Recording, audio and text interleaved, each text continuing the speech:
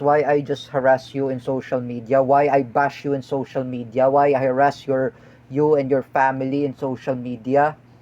Because you know, Mark Cruz, you are wrong. Because your parents did not reprimand you because, for example, your mother didn't reprimand you. Mark, Kuya Mark Cruz, he said it. Oh, Mark, don't post any nonsense. Oh, don't post anything. He didn't listen. Oh, luckily, I bash his siblings, I bash his family members, I bash his cousins, and I harass them. One more posting about against Duterte, Mark Cruz. I will shoot you a pellet gun. Right here, oh, Mark Cruz.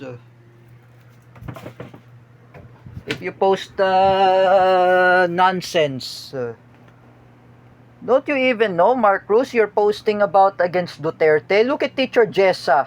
Oh, look at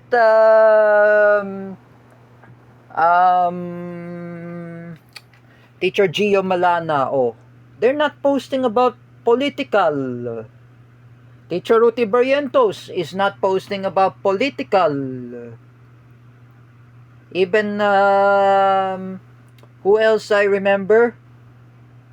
Oh, you remember Kuya Dan Mardayaw, Jens Manaid, Cedric Mariano. Oh, they never talk about politics. So Cedric Mariano, Jens Manaid, and Dan Mardayaw, and even Carlos Kanahashi, they never post about political because they're non-political.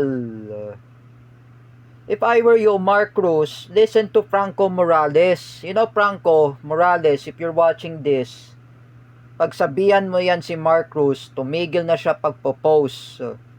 Delete that post about against Duterte. Because the Duterte supporters are very angry at you. What if they have an airsoft gun? What if they have Molotov? They will mob your house, Mark Cruz. They will arson your house. Oh. I am warning you, Mark Cruz. If you begin to fight at me, this is a fight anyway in social media. You know, Mark Cruz, Instagram and Threads, you need to stop posting political. Can you just be non-political, Mark Cruz? Don't you even know? I've been already told by Kuya Bear. Don't you even know that I told to my parents? Or you don't even know you're being told by Franco Morales, even teacher Ruti Barrientos or teacher May Tiburcio. Oh, enough about political. At least you remember Teacher May says to me, oh, let's be a non-political. We should not bash anybody in social media.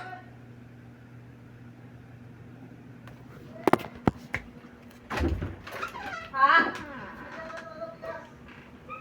Sige po.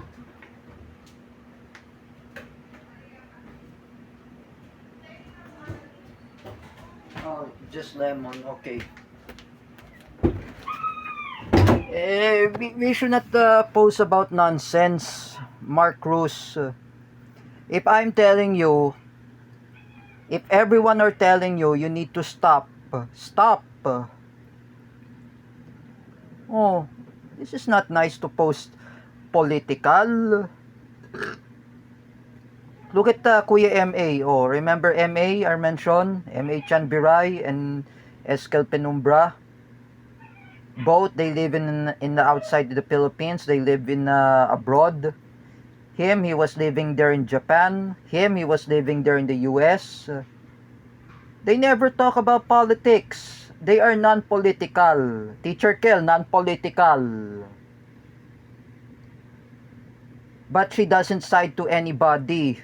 Oh, you know, Mark Cruz, I am telling you, just stop posting about political.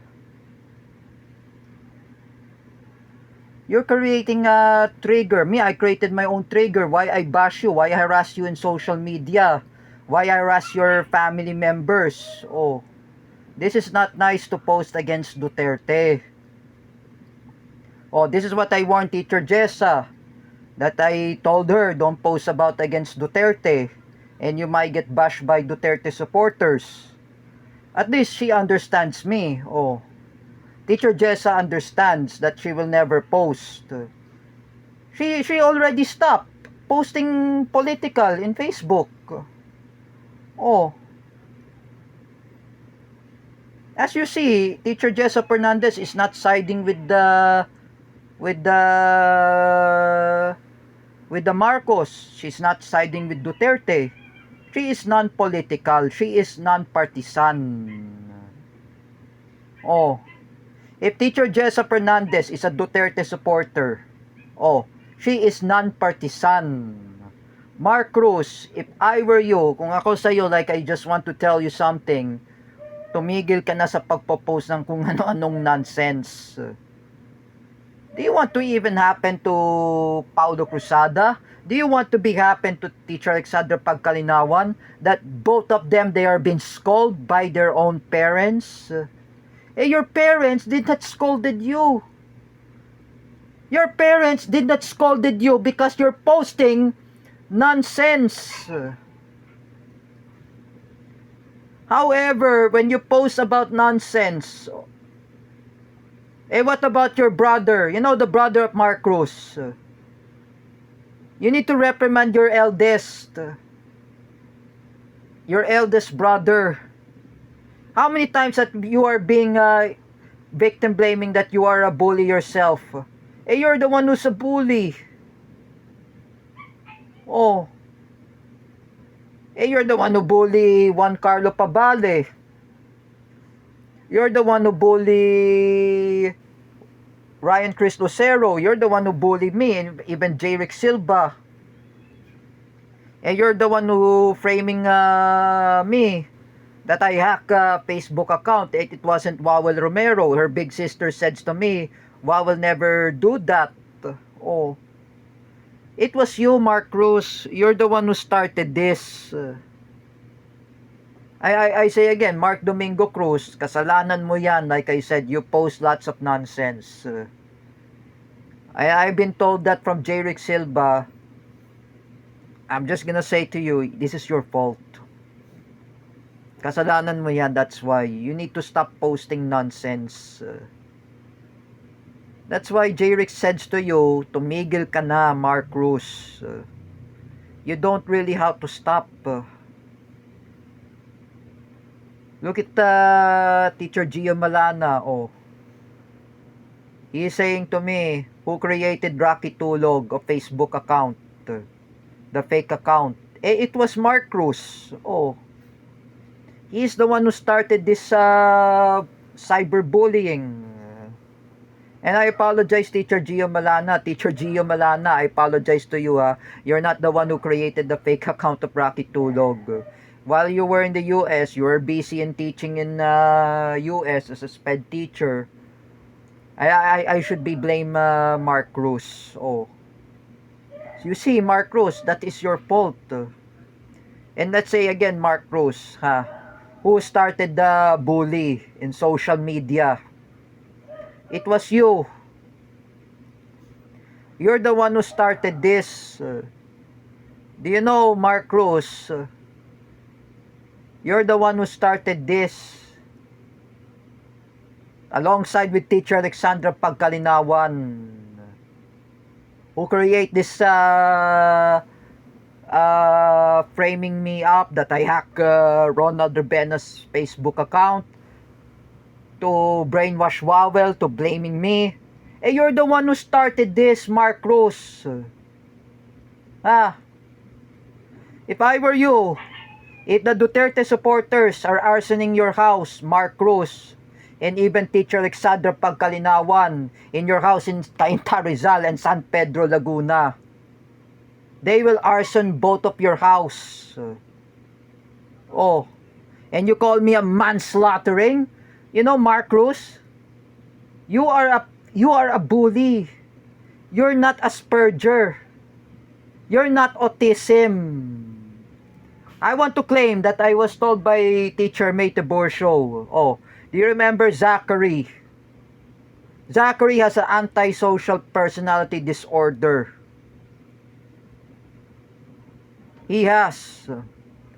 Especially Michael Sarmiento. He was a student of teacher Marisa. Both of them, they have antisocial personality disorder. I want to characterize the antisocial personality disorder from J. Rick Silva in the category not only for autism. The antisocial personality disorder, it would be Mark Cruz. It's supposed to be teacher Alexander Pagkalinawan. It's supposed to be both of them, they have antisocial personality disorder. Oh. And I'm just warning you, Mark Cruz. And teacher Alexander Pagkalinawan. Oh, one more posting about against Duterte. They will raid your house. They will mob your house. They will arson both of your houses. They will beaten your parents. They will brutal your parents. Do you want to be happen to both of you? Huh? And you know, Mark Cruz, you're telling about Carvilus. You're telling to Franco Morales. Franco Morales doesn't like political. He doesn't like political because he's non-partisan. Just like my nephew, Miggy, non-partisan. Just like Cedric, Mariano, Jens Manaid, Dan Mardayaw, and even Buddy Castro, and Wawel Romero. They are non-partisan. They are non-political. If I were you, Mark Cruz, delete that post about against Duterte right now. Or else I will bash some rascal.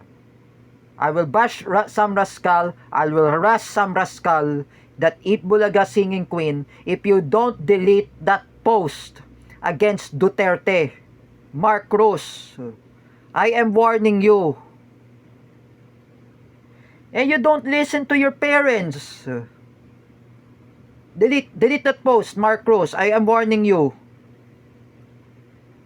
I am warning you, Mark Cruz. I'm just watching you. I'm just saying to you that's what really happened to yourself that you're posting about against Duterte. What is wrong with you, Mark Cruz? I am just saying to you, inaano ka ba ng mga Duterte, Mark Cruz? Just like I said before, they didn't really know who you are. Hindi ka nila kilala.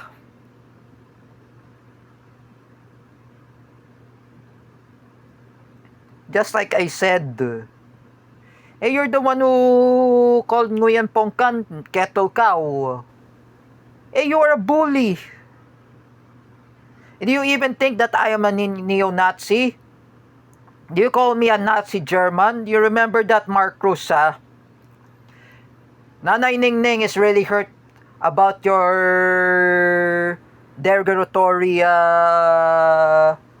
post and racism over to the Germans who living in the Philippines, including Nanay Ningning, including Valerie Wegman, including who are Germans anyway,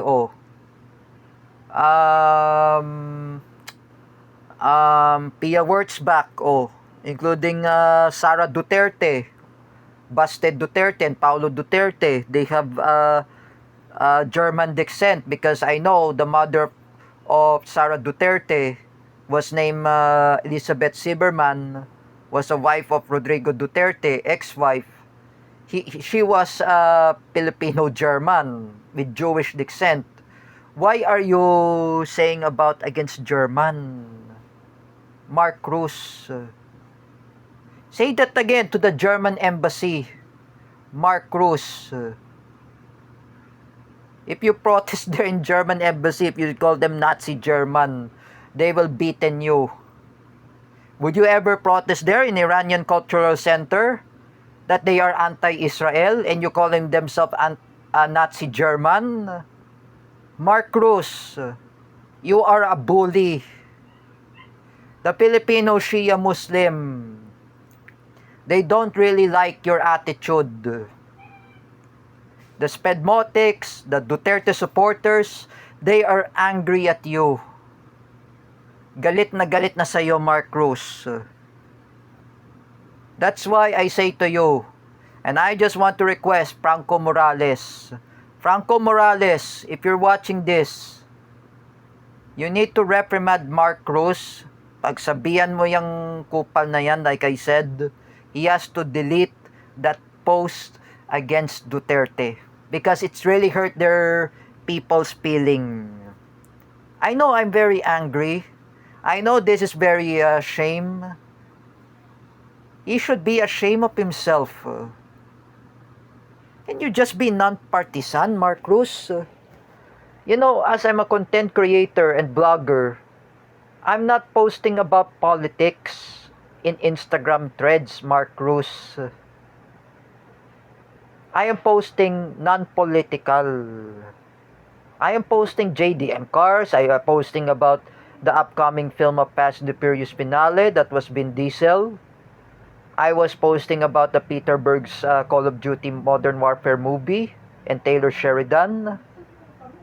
I am not posting politics.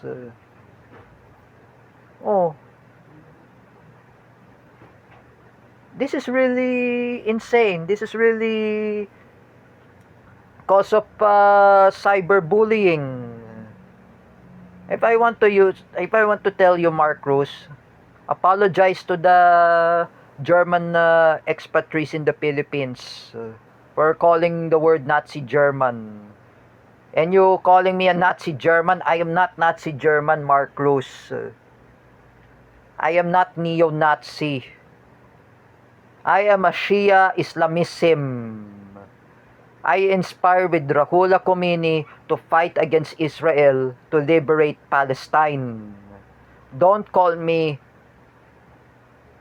neo-Nazi. Don't call me Nazi German. If me and Jerick Silva calls us a Nazi German, Mark Cruz, this will be hurt for Nanay Ningning. Nanay Ningning is really getting hurt. Even the two best friends, Wolfgang and Helmut Kallenborn, they will getting hurt for what his comment on post in Instagram threads. They will be hurt. Even Anya Suyuki, my ninang, was a German American. She would be hurt by a comment from Mark Cruz. That will be a hurt. You know, if I were you, Mark Cruz, don't call me Nazi German. If I say again, if you were an Israeli Mossad, I call you Israeli Mossad Zionist. And then you label me neo-Nazi. Give me a break, Mark Cruz. You are a bully. You're alongside with Teacher Alexandra Pagkalinawan. Both of you are bully. At least Teacher May Tiburcio and Teacher Ruti Barrientos, they are not actually bully. Both of you are bully. You see, Mark Cruz, you have no friends. I've been told that to Franco Morales. I say to Shania Kiana, message Franco Morales. Don't listen to Mark Cruz nonsense. Don't believe his post about nonsense. It's too much political. Look at Franco Morales, non-political. Even Paulo Siaco, the son of Ate Mirasol, he's non-political. Yana, Ate Mirasol, they are non-political. At least I say to Ate Mirsol Siaco, I apologize that I was a Marcos loyalist, that I bully, who is it? Teacher Jessa Fernandez and Teacher Kel. Oh, I never want to be a Marcos loyalist. Oh, if I want to be a Duterte supporter, I have to be non-political. I have to be non-partisan. Oh, non-partisan only, non-partisan. If I'm warning you, Mark Cruz, if you post about against Duterte, Kuya Park official will arson your house in San Pedro, Laguna. They will harass your family member. They will beaten your family members. Even you, Teacher Alexandra Pagkalinawan, if you post about against Duterte, the Duterte supporters will arson your house in Cainta, Rizal. They will beaten your family members. That is my warning.